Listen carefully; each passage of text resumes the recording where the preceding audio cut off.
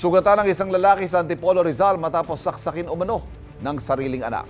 Sabi ng barangay, umamin sa kanilang suspect na sinaksak niya ang ama dahil daw sa pambubugbog nito sa kanya. Laging una ka sa balita ni EJ Gomez, exclusive. Nadakip ng mga otoridad ang 25 anyos na lalaking ito noong Lunes ng gabi sa Barangay San Isidro, Antipolo City. Sospek siya sa pananaksak sa sarili niyang ama. Pagdating po namin doon sa insidente, nadatnan po namin yung suspect ay tulala na at umamin po siya na ay siya na po yung sumaksak sa kanyang amain. Sa iskinitang ito sa sitio kay Adja nangyari ang pananaksak. Ang biktima nagtamo raw ng saksak sa kaliwang tagiliran.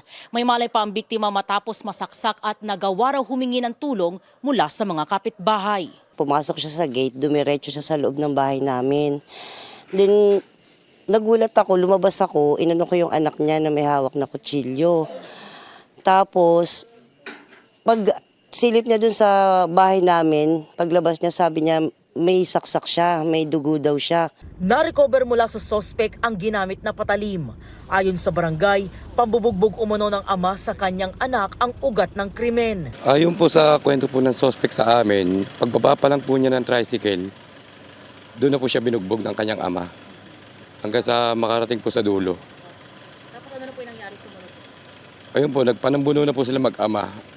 After po noon, doon na po niya nagawang saksakay ng kanyang ama.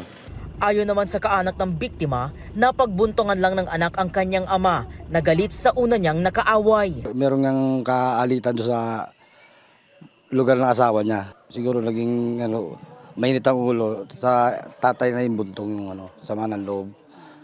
Kaya umabot sa ganun siguro. Madalas din daw magtalo ang dalawa. Samaan lang doon siguro ng loob na lumagama dahil sa hindi madalas pagkakaintindihan. Bisan nag-uwi lasing. Walang pahayag ang lalaki na pansamantalang na-detain sa Antipolo Component City Police Station. Gayon din ang biktima na kasalukuyan pang nagpapagaling sa ospital. Ito ang unang balita. EJ Gomez para sa GMA Integrated News.